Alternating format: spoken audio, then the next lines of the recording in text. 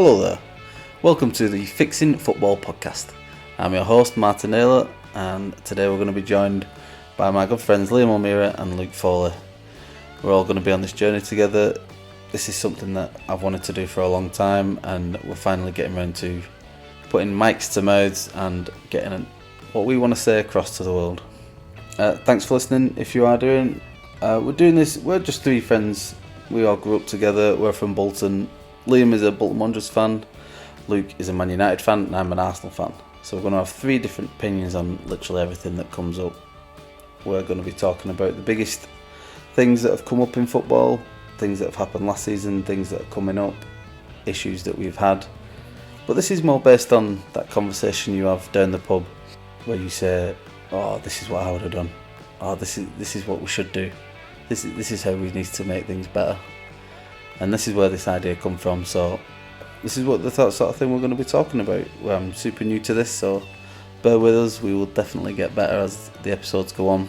So thanks for listening. Hope you enjoy, and let's introduce the boys. Alright, welcome boys. How are we doing? Good afternoon, friends.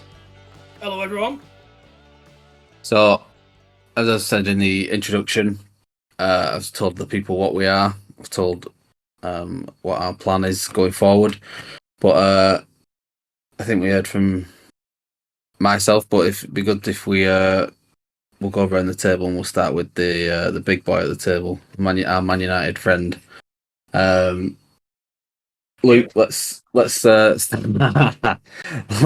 go back. So before we back on and we lay out some plans, let's just have a quick review of last season, where Man United are at, and any sort of thoughts going forward. But we don't have to go too crazy into it just yet. Okay. What stood out to you? What stood out to you most last season? Where are Man United at? I think we are a long way off ever competing with City at the moment. I think these. I don't want to go into to be too negative, so let's talk about the positives going into the new season. I think Ten Hag has kind of got a grip on the team. I think with the news today, obviously with stripping Maguire of his captaincy, I think that's obviously a big step forward. A big one. Obviously, the goalkeeper situation, which was a real, I'd say, problem last season. I think obviously De Gea was a good servant to the club, but I think his time was coming to an end. So, good opportunity for this new signing once we get him, Onana, to come in, stamp his moving forward with him. Yeah, again, there's a lot of negatives, and we could probably do a whole podcast on United, on the current state of they are with the takeover and all the kind of higher stakeholders in the club. But again, new season, let's kind of have a positive spin about it. Obviously, won't be competing for top position, but maybe top four, depending on if we get a striker in. Unless I don't know, maybe we're going to play like Spain in the World Cup, where we have no striker and we just have about a million midfielders. So again, let's see what the season brings. What was your standout moment from last season? What was your favourite part of it? As a United fan, not as a football fan. Because as a football fan, everyone's was the 7-0. I think the big thing for the United fans last season was getting that first up. I think that was kind of getting the monkey off the back, winning the first trophy. I'd probably say that was the highlight of the season, to be honest. And I suppose the other highlight, probably Liam will be licking his lips at hearing this, is probably getting rid of Ronaldo. Right, Liam, that's your cue to jump in here. So we had for everyone who's forgot already, but there was a World Cup in the middle of this season. What was? Let's go back to just before that. What were your big standout moments of the season? Thoughts on where the World Cup was in terms of date, not where it was geographically. And give us a little pinch about what Bolton have been up to this summer. Well, I'll start with the World Cup. I didn't like the idea of a Winter World Cup, like everyone didn't, but I thought in terms of actual how it works, I thought it was pretty good, to be completely honest. In terms of the actual World Cup itself, as a spectacle, I think it was a pretty good World Cup. Obviously, some of the emptier stadiums at the start were a bit of a concern, but I think in terms of the football that was delivered, and I think it was quite a novelty having it at that time of the year, something a bit different. Yeah. I didn't hate that, to be completely honest. And in the end, that's not the issue I have with the World Cup. We'll talk about that on another podcast, I'm sure. Obviously, touching on sort of Ronaldo and United, it was never. We don't have to go crazy into that just yet. We've got loads of time. I just want to keep it a bit super breezy. Talk about a few highlights, a few favorite moments. Anything to do with the Man United collapse is generally up with our favourite bits, and Luke will start squirming. But what moment stood out for you last season? Can I just jump in? We're hating on Man United for a minute, and then we'll come back. I'm just going to talk about the World Cup. Go on, then.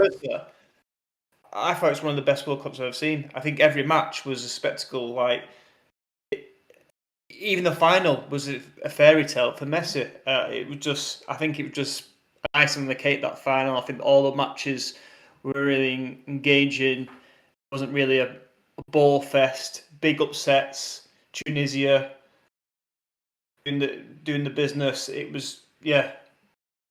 I didn't hate it. But I think Liam said it right. I think everyone questioned the timing of it, but the actual competition itself and the way everyone worked around it worked well. Yeah. What? I think it's good also when we talk about countries.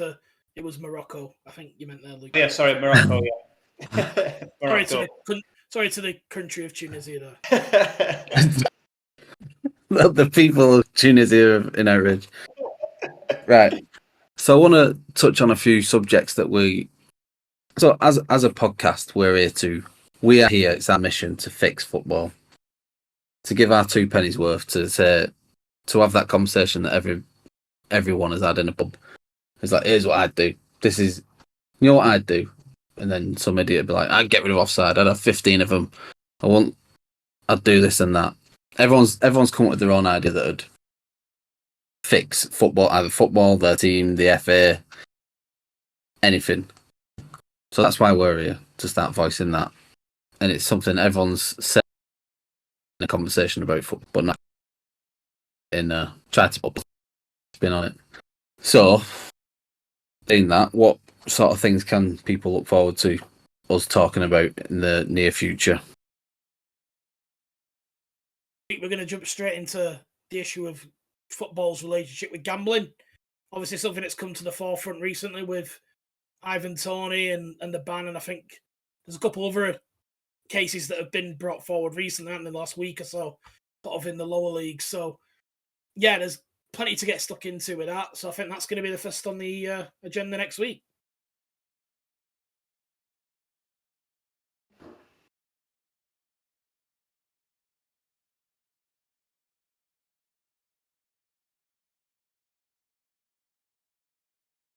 Obviously, after that, we'll go into some of the other topics. So we touched on the World Cup, where that's going to be. Obviously, Luke has just heard him promise that we could do a whole podcast on Man United. So I'm certainly going to be looking forward to that one, Luke. Sure, we'll get stuck into that.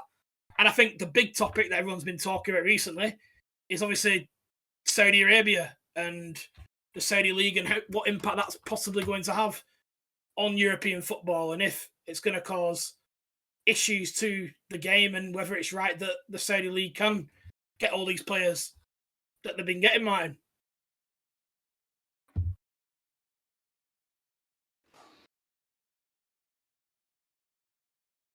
What about you, Luke? Any big topics that you've been discussing recently? Yeah, I think obviously the big topic is the influence the Middle East has on the Premier League. Yeah, I think that we can probably do a few podcasts on that. Maybe we could touch on your club, Liam Bolton, with the bond scheme that they brought in. I think we could maybe do a podcast on that, especially if we're doing the negative aspects of United. Said negative, just said a Man United podcast. Like, well, I'm very much in neutral when it comes to Man United, so we've plenty to get stuck into. What's going on? Oh, he's back. He's back. We've fixed some technical issues. Carry on. In the Fixing Microphone podcast. I think, obviously, to kind of on Naylor's aspects, we can talk about this Arteta. Whoa. You asked permission before you say his name. The model club, according to Martin. So maybe we can talk about how the model club can maybe win something this year. The club that everyone aspires to be, but we'll save that for a rainy day. What have you got? What are something that I'll have one answer from each of you? What is one thing that you'll be keeping an eye on, especially this season coming up? Is it a specific player? Is it a potential giant UEFA-based court case anytime soon? I think Newcastle is something to keep an eye on. Can they? That was going to be mine. Well, unlucky. But I do think they're going to be the team to watch this year for a number of reasons. I think, namely, from a football perspective, can they replicate, get themselves into the Champions League for successive years? Can they potentially add a trophy? We had a cup final last year, so, fantastic start on that front. But I think also, I know we've touched on the Serdi situation. How does that develop? How does that influence grow within Newcastle? What other areas is that club going to look to grow? Things like the training ground or the area around St James's Park. What sort of influence is PAF going to have on Newcastle as a city in general? I think it'll be quite interesting. Ugh. Already making me a bit sick, Newcastle. Luke, what's something you're keeping you close to an eye on this year? I think the Chelsea situation is going to be an interesting one this year. Just to see how Poch handles the job and what he does with that team. I'd be lucky to have 11 players at this rate. Well, yeah, I think another thing that's gone quiet is maybe the Super League. Does that kind of come back to light this season? And obviously the City situation in kind of both aspects, with obviously all these rules breakings and the other side of it. Can anyone compete with them? Is anyone going to beat them this year? Are they going to do the quadruple? I know they've lost a few players, but can anyone stop Haaland? Has anyone got a solution? Is there anyone? No. Yeah, no is the answer to that. A devastating injury, nightclub-based injury would do well. What about any players are you excited to see? Has anyone come in or any transfer that's excited you in particular? Anything that you think people might have missed and should keep their eye on? Tonali, definitely. Looking forward to see how he does in the Premier League. There's something about Tonali. He looks gutted. He looks like he don't want to be there. Oh, yeah, I think he is. He won't be the first player that's moved when they don't want to because the club needs the money. There's something we see in the lower leagues often. Don't want to go. Not a transfer that they're particularly happy with. He looks like a talented boy. If Newcastle obviously pull off Kvaratskhelia as well, that would be very interesting. I'm glad you attested his name. Yeah, practice that. So I'd be really pleased to see how they line up next year with maybe Isak as probably the number 9, I think, next year as well. Yeah. I think that could be quite a good signing to see. Aside from that, probably from your end, I'm interested to see how Havertz does at Arsenal as well. Yeah, I am. I've got mad doubts. I think A talented boy. Yeah, and I think the vibe I'm getting from Arsenal fans on social media is that no one knows quite where this transfer come from, but we all sort of trust Arteta that he hasn't missed much with many transfers. He's spent quite a lot since he's been there, and he hasn't missed much. So I think we're just assuming that he has a plan in mind for such an obscure sounding transfer from the first rumor to it going over the line pretty quickly. To finding a spot for him, whether it is that number 8 role, whether it's just a competitive striker option, bit of both. I'm not sure, but yeah, he's. I think that one either really hits or is a big old flop, and then he's flopped to two clubs. But our other big transfer, I don't think many people are too worried about that one. Luke, who's your ones to watch? Is there anything you're super curious about? Yeah, from a Liverpool point of view, and he's not obviously not a new signing. He's a Darwin Núñez. I think it'd be just to see how he reacts this year. Once he's had last year to kind of adapt to things. Is he going to be a new goal scorer, the new kind of Mo Salah, where the goals are going to come from? How's Mo Salah going to react with it? I think Darwin's going to have a good season. I'm tipping him for a fantasy football team. And then I suppose the curious one from a United point of view is Mount signing. That seemed to have come out of nowhere.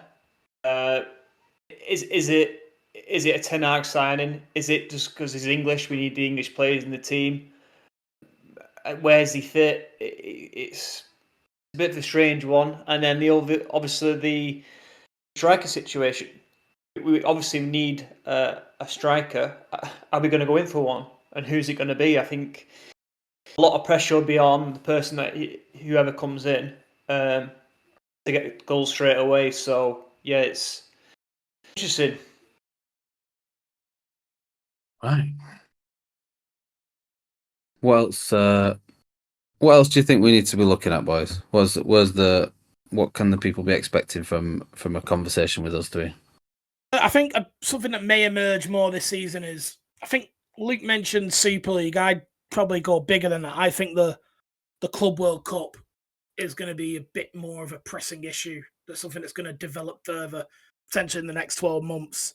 And I think a lot of this Saudi activity is going to be linked with that, as is things like the African Super League that's starting, hosted in Saudi Arabia of all places. Who would have thought it? So there's going to be a lot of development that way, I think, something to look out for this year.